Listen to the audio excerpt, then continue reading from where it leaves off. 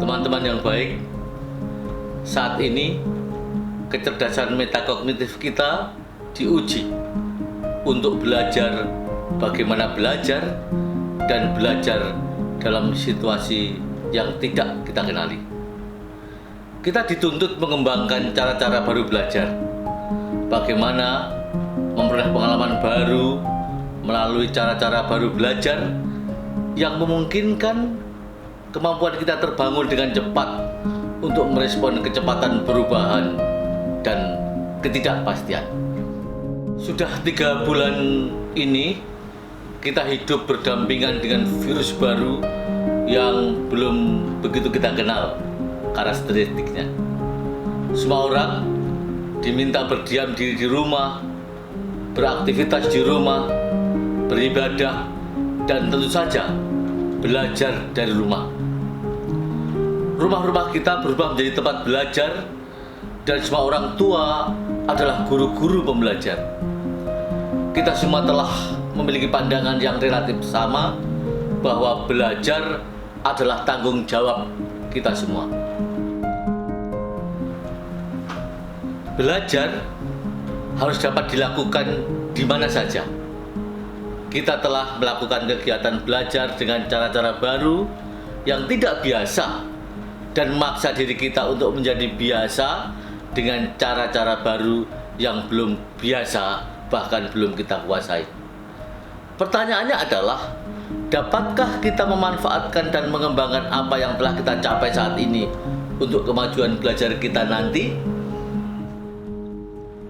Presiden India S. Rajaratnam pernah berkata, kita tidak dapat mengubah apa-apa yang telah terjadi, namun kita dapat mengubah cara kita menyikapinya.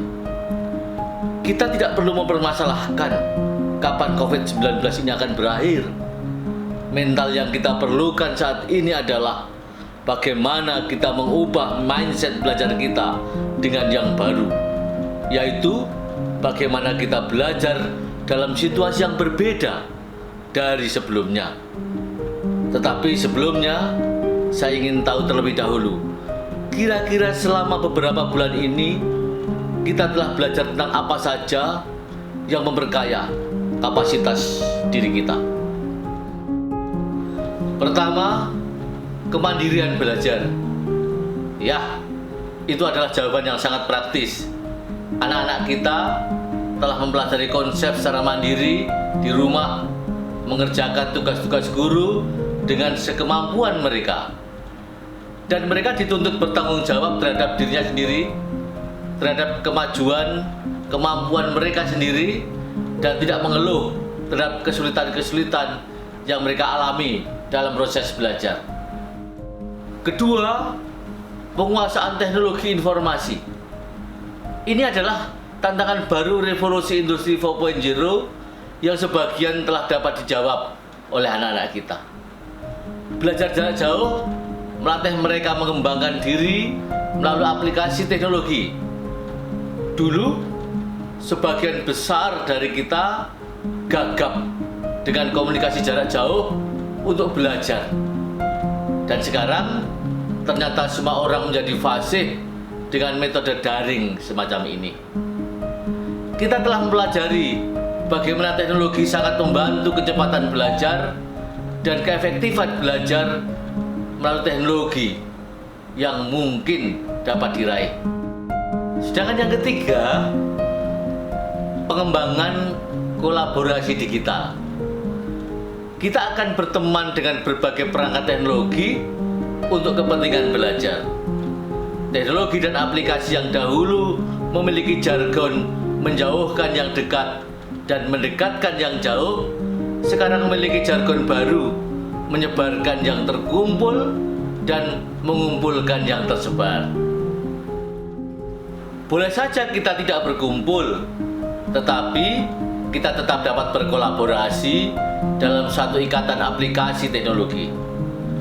Meskipun posisi kita tersebar di rumah masing-masing yang berjauhan, tetapi kita tetap berkolaborasi untuk mengikuti pembelajaran di kita. Tentu saja masih sangat banyak pengalaman baru yang diperoleh masing-masing orang yang terlibat dalam pembelajaran jarak jauh ini. Kita tidak sedang mempermasalahkan apakah model ini memberatkan ataukah menyenangkan, atau daya serap yang dicapai anak masih rendah, atau sulitnya aksesibilitas teknologi yang dihadapi anak-anak kita.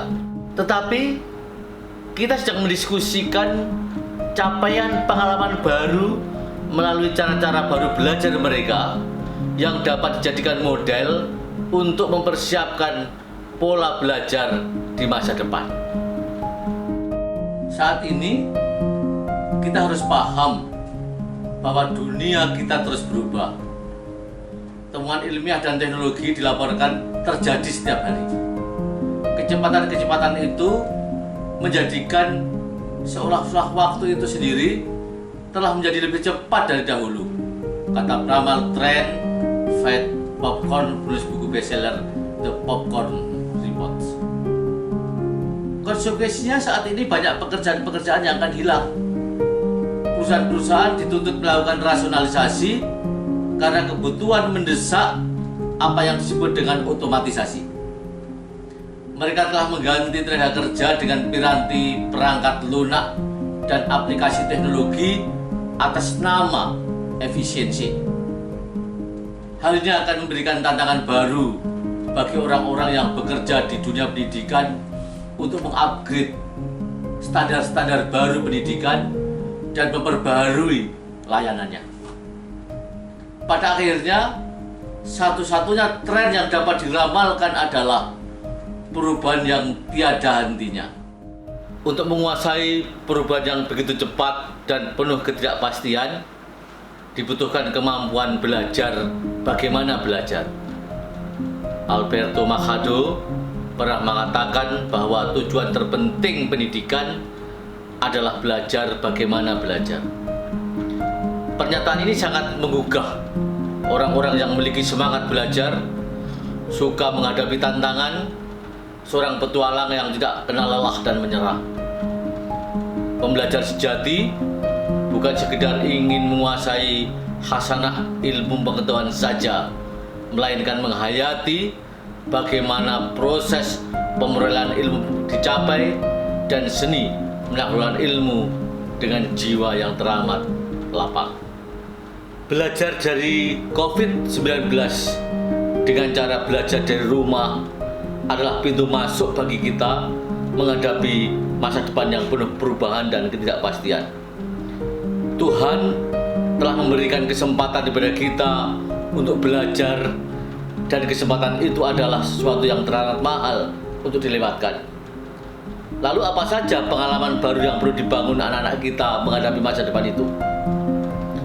Pertama, keberanian dan kreativitas untuk menapai jalan-jalan baru yang mungkin belum pernah kita kenali. Dengan kemampuan belajar mandiri, diharapkan mampu mengembangkan kreativitas, mendayagunakan potensi yang ada dan potensi lingkungan yang tersedia.